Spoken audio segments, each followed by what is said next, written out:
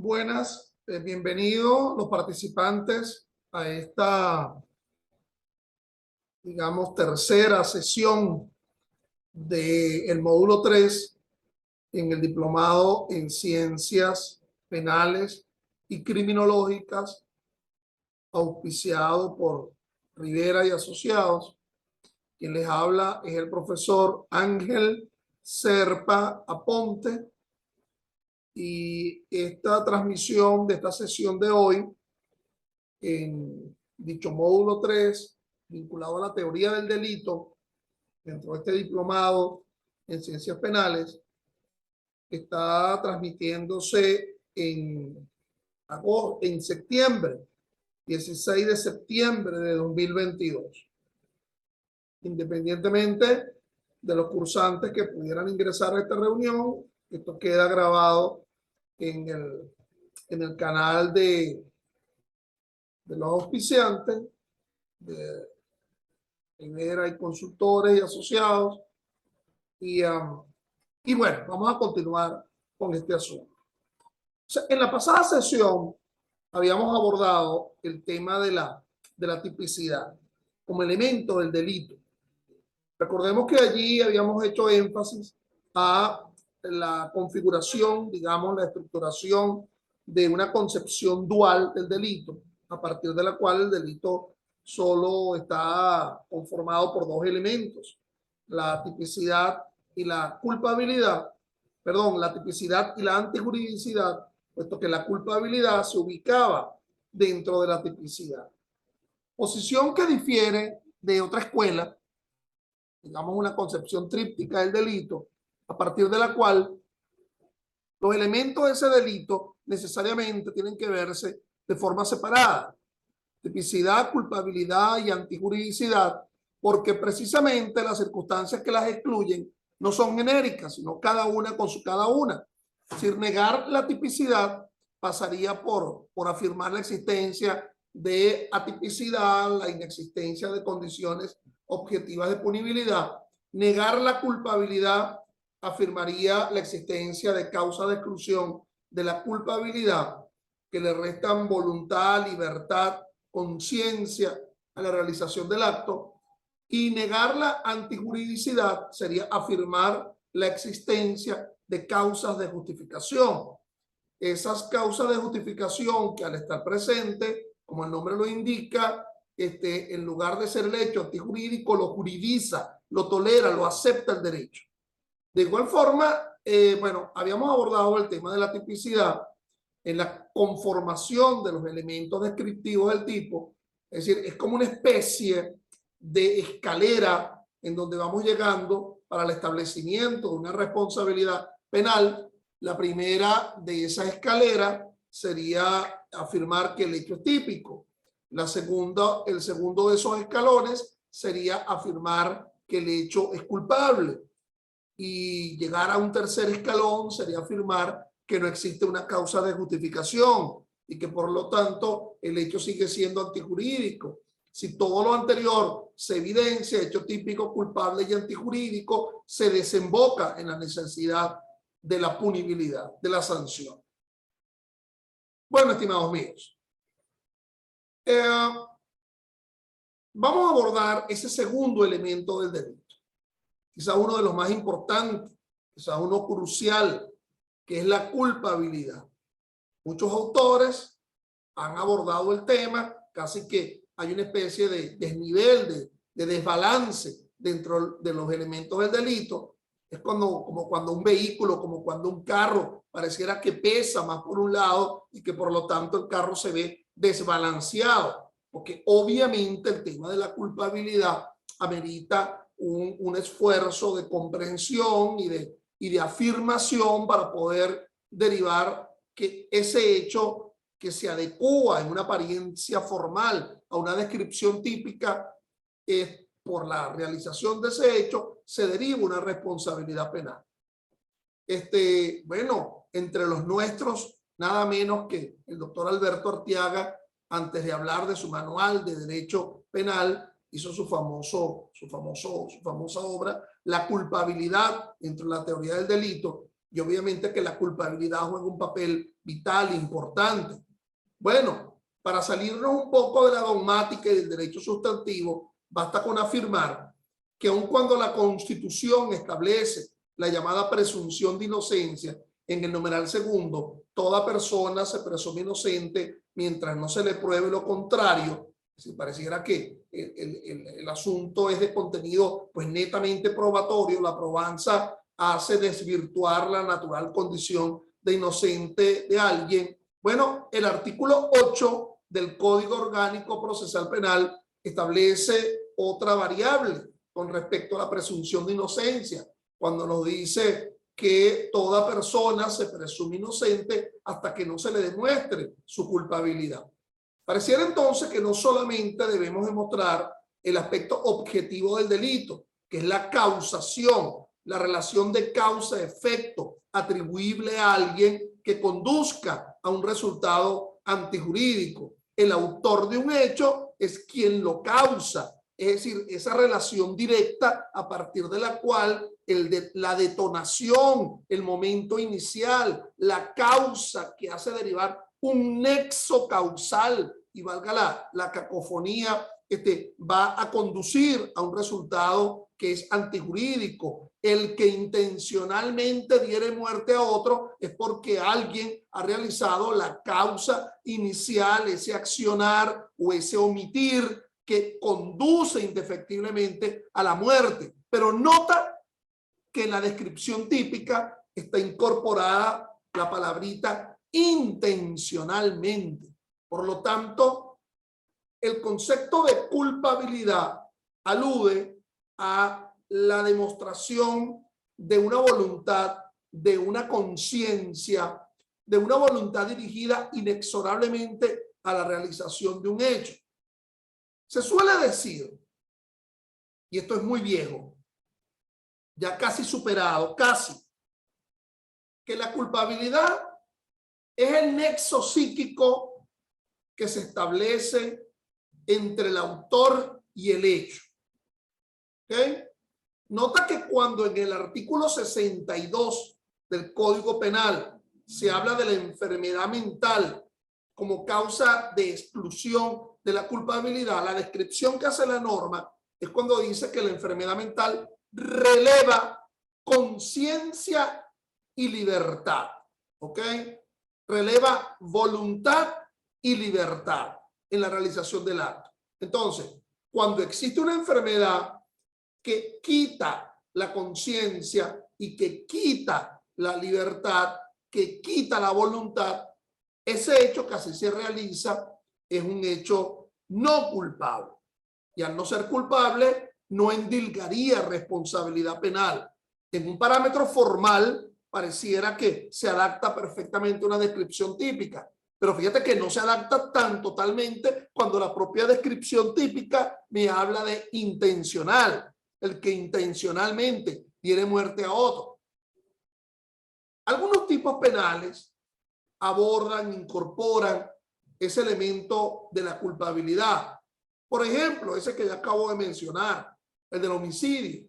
Por ejemplo, en el hurto, cuando se habla de un aprovechamiento, es decir, con una finalidad de aprovechamiento. Por lo tanto, en las teorías finalísticas del delito, bueno, la culpabilidad está vinculada a ese fin último.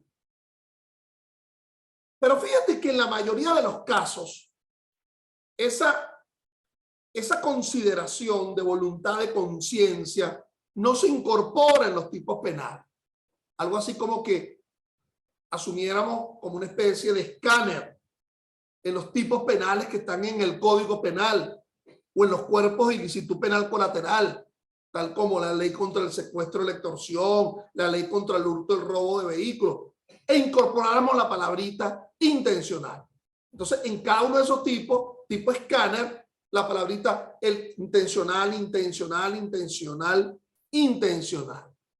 A tal efecto, el legislador, por lo menos el venezolano,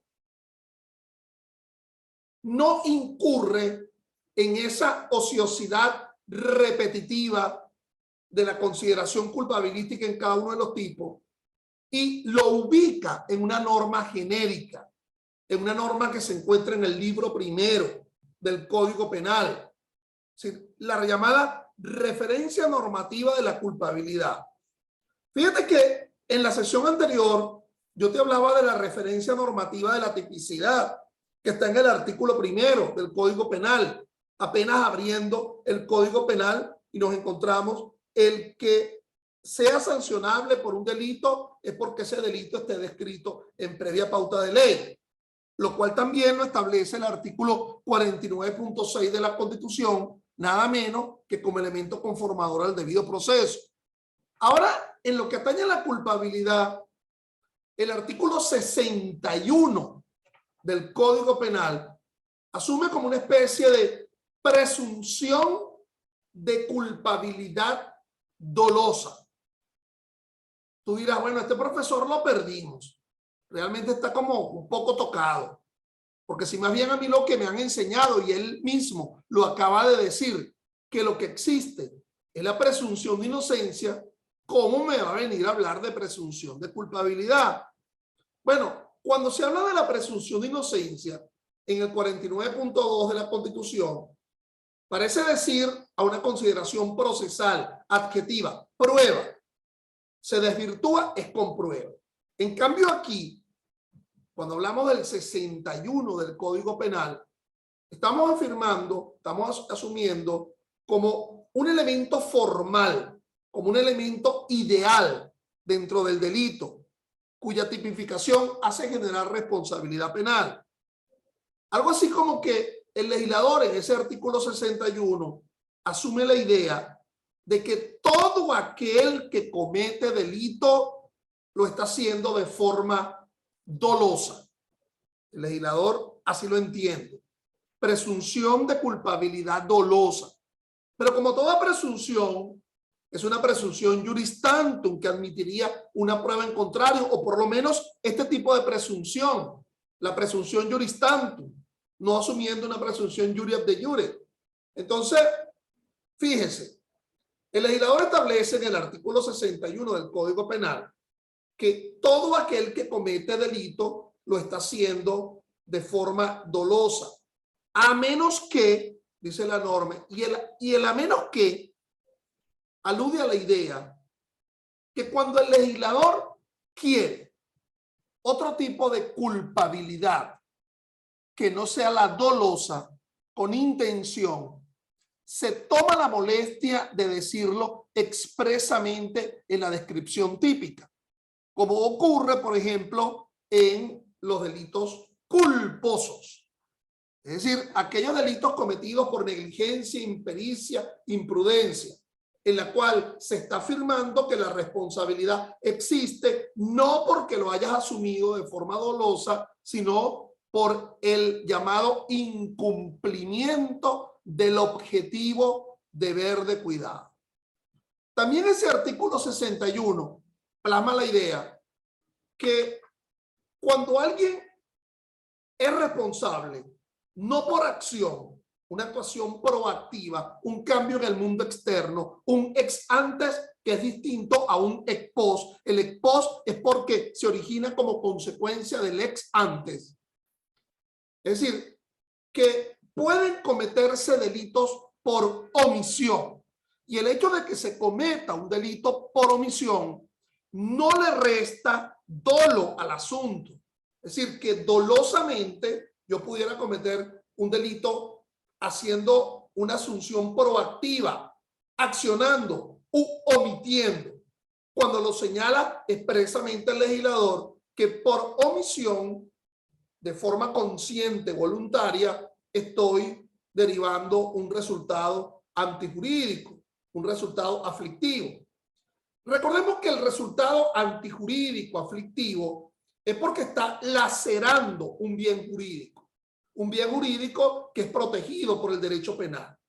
La Constitución parece que establece una especie de catálogos de bienes jurídicos que son protegidos por el derecho penal. Libertad, libertad, vida, propiedad, identidad, libertad sexual, libertad locomotoria, reconocimiento de la identidad biológica del progenitor, es decir, administración de justicia, toda una serie de bienes, de derechos y garantías que son protegidos en ratio última por el propio derecho penal.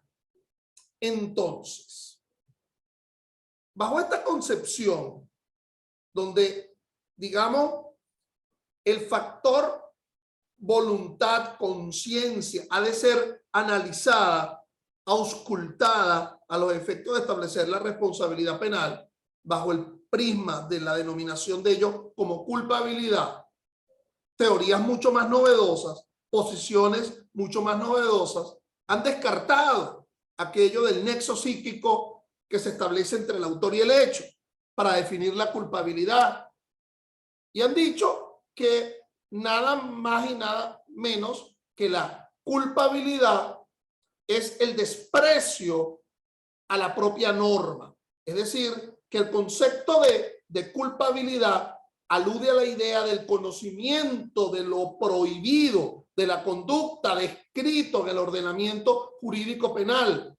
Y ese precepto en la cual se establece un supuesto de hecho y una consecuencia jurídica, el hecho de que la consecuencia jurídica sea la sanción, es lo que me está afirmando que todo el que realiza un delito de forma dolosa, de forma culpable, está entendiendo que viola la norma, la protección de la norma jurídico penal.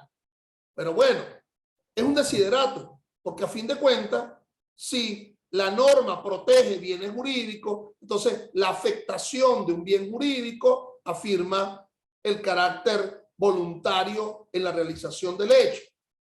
Dicho en dos palabras, los elementos de la culpabilidad o las modalidades de dicha culpabilidad serían el dolo y la culpa.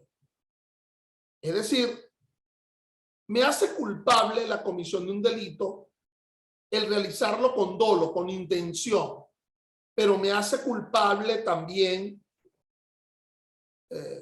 la realización de un hecho si lo hago por negligencia, impericia, imprudencia, como modalidades de la culpa.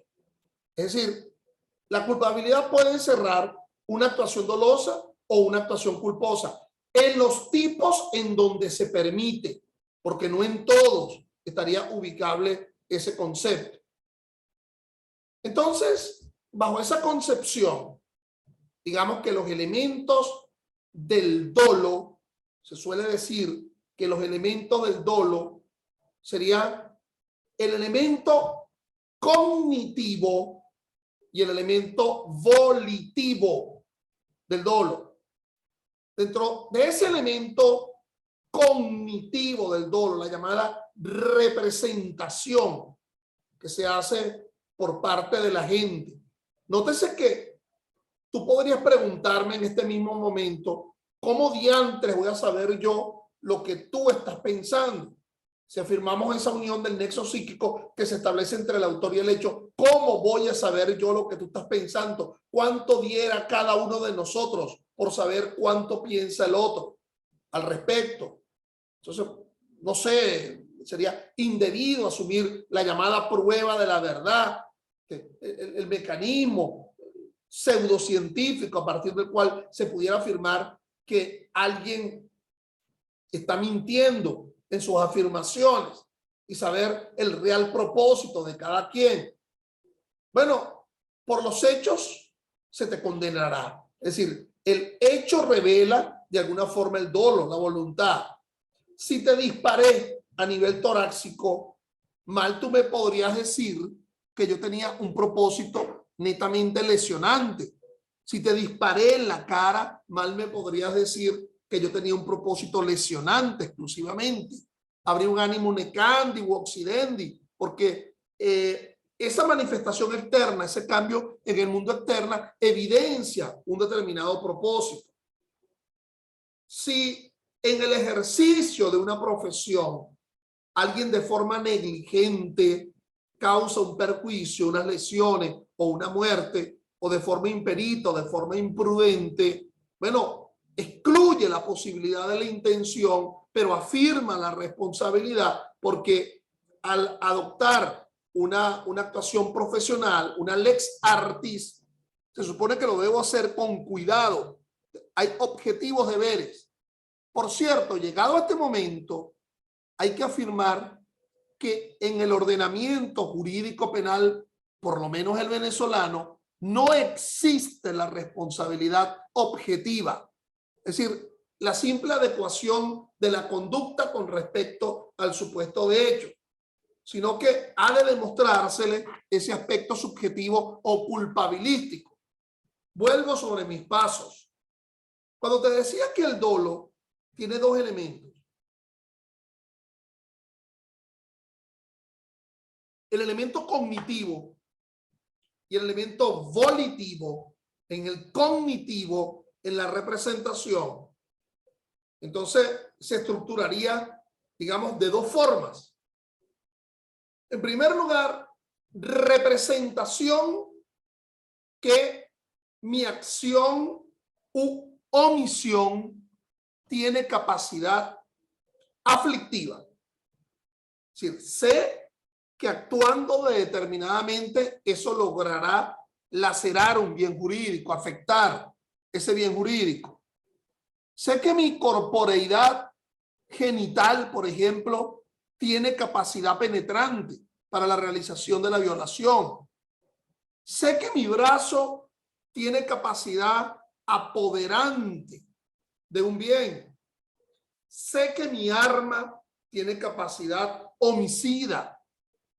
Sé que mi omitir en darle alimento a quien se encuentra encerrado y depende de mí, el darle ese alimento, tiene capacidad mortal en cuanto a que dicha omisión, dicha inanición causada por mí va a conducir a ese resultado.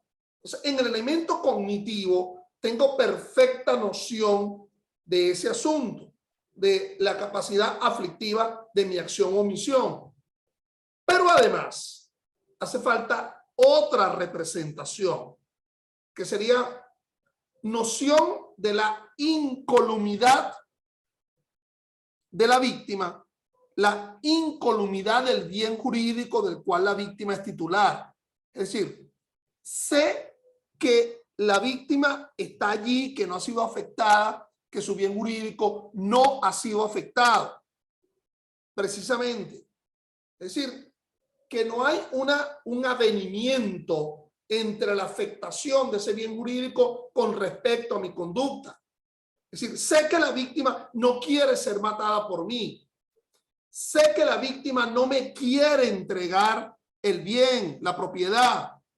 Sé que la víctima no quiere ser violentada sexualmente por el agente. Entonces, la llamada noción de la incolumidad del bien jurídico. Superado ese elemento cognitivo, pasaríamos al elemento volitivo. ¿Y qué alude la idea? Precisamente por lo anterior, porque me represento la capacidad aflictiva de la acción o omisión y porque me represento la incolumidad del bien jurídico y de la víctima, no me abstengo voluntariamente, voy en procura de. Por eso es que la enfermedad o la circunstancia que excluye culpabilidad es aquella que releva, que quita libertad y conciencia, libertad y voluntad, conforme lo indica el artículo 62. Esa es una forma de entender la culpabilidad dolosa. Pero ya decía que hay otro tipo de culpabilidad, que es la llamada culpabilidad culposa. Y fíjate que la culpabilidad culposa no se encuentra expresada de forma genérica en el libro primero del Código Penal, es decir, en la dogmática, digamos, principista del derecho penal, sino que hay que auscultarla a partir de su descripción en tipos penales. Por ejemplo, el más representativo sería el homicidio culposo, artículo 409 del Código Penal.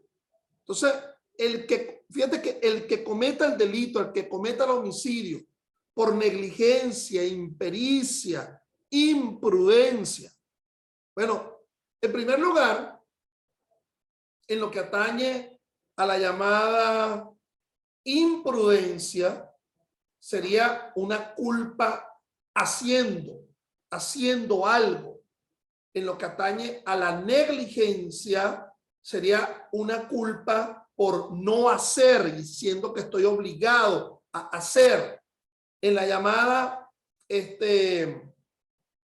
hablamos de negligencia, hablamos de imprudencia. La impericia sería una culpa profesional, y también se encuentra en dicha norma, en el artículo 409, la desatención de normas, desatención normativa. Por cierto que la redacción es más o menos similar en el artículo 420 del Código Penal, que nos habla de las lesiones culposas. Pero en las normas, y no son muchas, que establecen una culpabilidad culposa, más o menos esa es la redacción. Por cierto, no todos los delitos culposos son delitos contra las personas o contra la integridad corporal, puesto que puede haber delitos culposos contra la propiedad. El ejemplo en la ley contra la corrupción, el peculado culposo, en la cual alguien por impericia, negligencia, imprudencia, permite que se distraiga un bien público al cual yo tengo la obligación de administrar, guardar o custodiar, y que una persona distinta se apropie o se ha distraído ese bien público, no se sepa en dónde está, pero en el sitio donde debería estar, que es en la hacienda pública, pues no está. También existe la legitimación culposa de capitales. Es decir, yo no estoy propiciando que alguien legitime un haber mal habido de forma dolosa, con intención, sino lo estoy haciendo de forma negligente, imperita, siendo yo un oficial de cumplimiento en una actividad bancaria o en una actividad del mercado de capitales o en una actividad asegurativa o en la propia condición de vendutería, de vender bienes. Entonces, esa culpabilidad o es dolosa con intención o es culposa, pero también hay posiciones intermedias. Un asunto interesante es lo que describe, por ejemplo, el artículo 410 del Código Penal, la llamada preterintención. En este caso, yo tuve una intención de afligir un bien jurídico de menor dimensión al que en definitiva se aflige.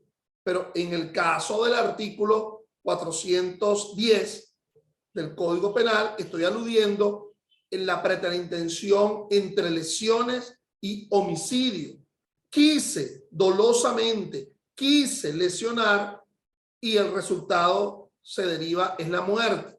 Pero también existe la preterintencionalidad de carácter genérica en el artículo 74 del Código Penal, creo que en su numeral segundo, la preterintención de contenido genérico, es decir, quien pretende realizar un delito de menor dimensión al que termina realizando. Comencé realizando el hurto mobiliario de un mueble, el hurto, pero en ese momento, cuando me apropio del bien, viene el dueño o viene una tercera persona y pretende defender el bien, y es allí, con posterioridad, que yo realizo la violencia, la coacción.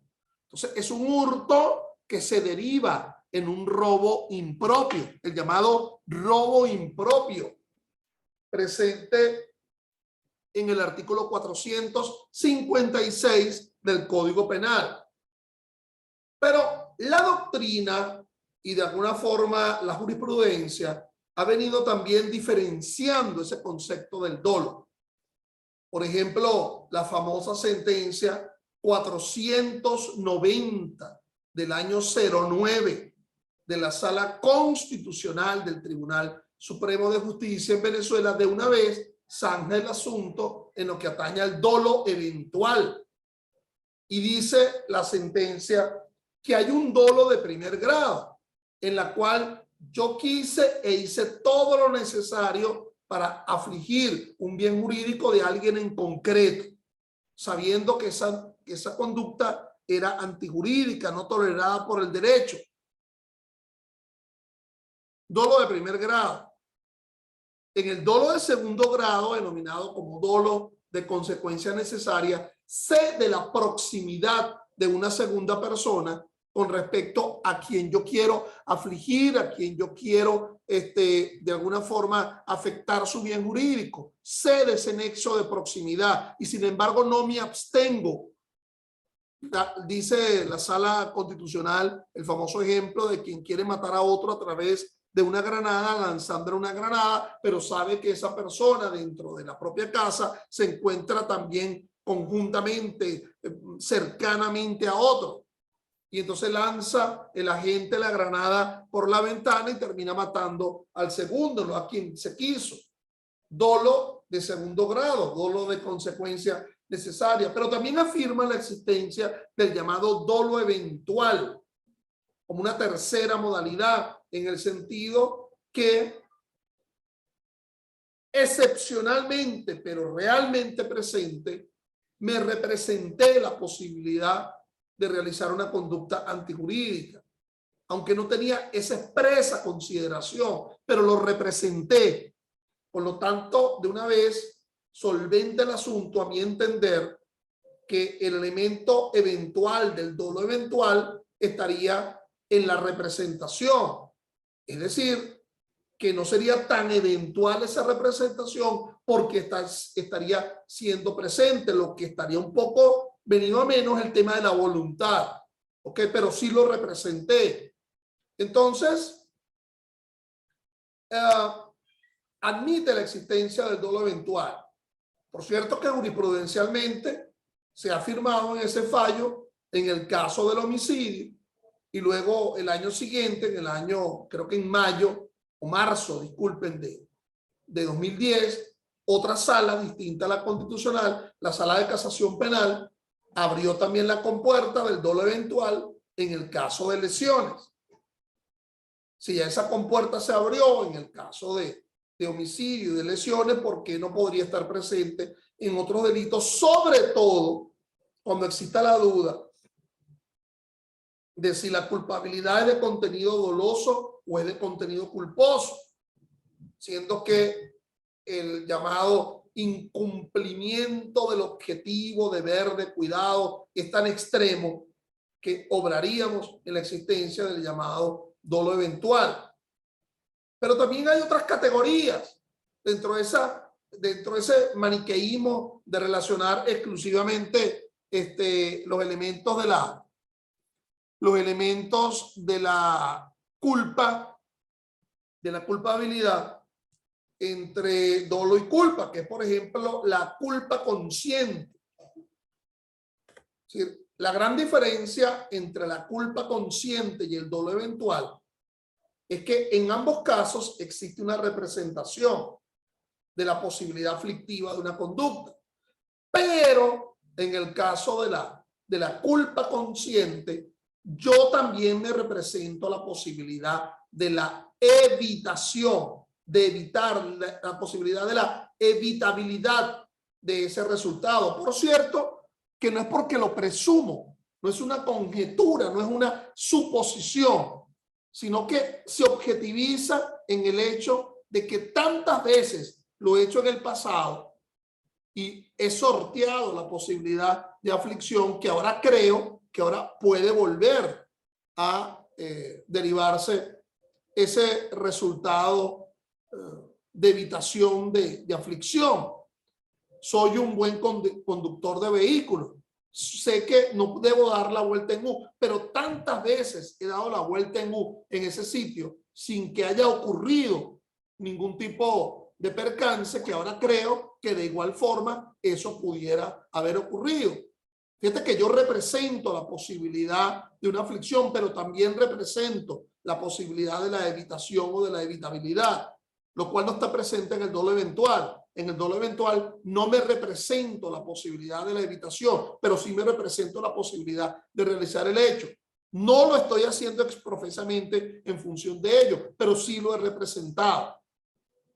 Entonces, eso como elemento de la culpabilidad, lo que excluiría la culpabilidad, las causas de exclusión de la culpabilidad, pues serían muchas.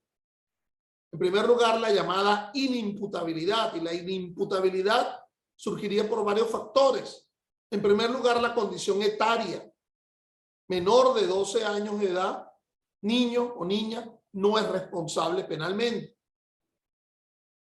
En realidad, previamente, por ejemplo, la LOMNA establecía la responsabilidad a partir de la condición de adolescente mayor de 12 años.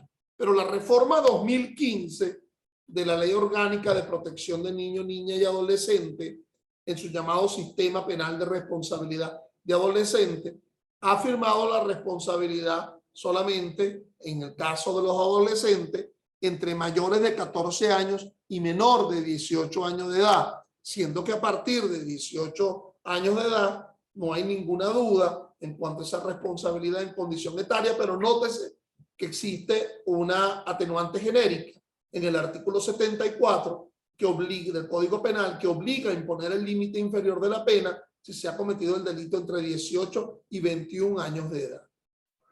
El tercer elemento que nos estaría faltando dentro de ese delito es la antijuridicidad. Fíjate que está bien claro la referencia normativa de la tipicidad, artículo primero del Código Penal, y de la culpabilidad, o por lo menos de la presunción de culpabilidad dolosa, en el artículo 61 del Código Penal. Pero digamos que la referencia normativa de la antijuridicidad pues no se evidencia a partir de una norma en concreto. Se dice que la antijuridicidad es el desvalor de la acción con respecto al derecho, el desvalor de la conducta con respecto al derecho. Por lo tanto, realizar una conducta que no es tolerada por el derecho, y tan no es tolerada por el derecho que su realización conlleva a la sanción. Es decir, el propio precepto jurídico penal, la propia norma prohibitiva, deriva el carácter antijurídico del mismo.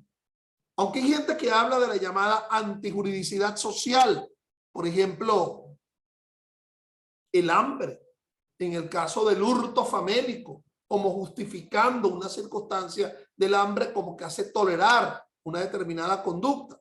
Ahora bien, la antijuridicidad se verifica a partir de la existencia de causas de justificación. Digamos, la afirmación de la antijuridicidad se da por exclusión. Es como cuando a ti te preguntan, bueno, ¿quién es bonito? Bueno, el que no es feo, por exclusión. Bueno, ¿quién es gordo? Pues el que no es flaco, por exclusión. Es decir, quizás no puedas explicar propiamente dicho el concepto de belleza o el concepto de flacura o el concepto de inteligencia, pero lo haces por vía de la exclusión. Entonces, la existencia de causas de justificación, y ello siempre claro, afirma de nuevo el carácter jurídico y no antijurídico. Las causas de justificación están presentes en nuestro ordenamiento, Código Penal venezolano, artículo 65, y se habla de causas de justificación genérica o generales, siendo que también hay causas de justificación para delitos en concreto. Ahí tenemos en ese artículo 65 el ejercicio legítimo de deber o derecho, el ejercicio de profesión o cargo, como circunstancia que justifica siempre en un hálito de proporcionalidad, de racionalidad, porque yo, por justificar mi condición de militar, el ejercicio de la condición de instrucción, no voy a permitir prácticas que afecten los derechos humanos, como lo establece pues el artículo 45 de la Constitución de la República Bolivariana de Venezuela. Pero obviamente la causa de justificación por excelencia, en la cual muchos autores afirman la idea de que la legítima defensa es la causa de justificación que las encierra todas. Es eso, la legítima defensa. La self-defense, que hablan en el ámbito anglosajón. Esa legítima defensa que se encuentra presente en el artículo 65 de nuestro Código Penal exige que se den tres elementos, tres circunstancias fundamentales. Uno, la falta de provocación suficiente por parte de quien manifiesta obrar en legítima defensa. A lo mejor lo provoqué, pero no de manera tal, ¿verdad?, que me niegue la posibilidad de justificar mi conducta. Recuerden que en la legítima defensa yo mato o lesiono a alguien fundamentalmente cuando se habla de la legítima defensa en función de la agresión injusta que el que termina siendo muerto o lesionado realizó de forma previa. Y ahí vamos con el segundo elemento. El que alega la legítima defensa alega también una falta de provocación suficiente de su parte. Luego hablaríamos de la agresión injusta. Bueno, lo terminé matando o lesionando porque él me agredió de forma injusta previamente. Bueno, esa agresión injusta sería porque dolosamente me quería matar, pero también es injusto el que culposa o negligentemente realiza una conducta frente a otro. Tanto es así que la conducta culposa se encuentra también sancionada por el derecho. Entonces, dentro de la agresión injusta estaríamos conductas dolosas o conductas culposas. Y lo otro sería lo que se denomina como proporcionalidad de los medios, que eso no equivale a la idea de que yo para defenderme tendría siempre que tener el mismo tipo de arma. No. Lo que se explica en la proporcionalidad es que no tengo otra forma de defenderme, no existe otra más que matando o lesionando al otro, ¿okay? De forma alguna, no tengo otra escapatoria. Bueno, si de ello se evidencia tipicidad, culpabilidad, antijuridicidad, de allí derivamos definitivamente la punibilidad. Bueno, ya el tiempo concluyó, el tiempo concebido para la dogmática, para el diplomado, para el módulo. Estoy a su orden en mis correos para cualquier pregunta y gracias por la invitación.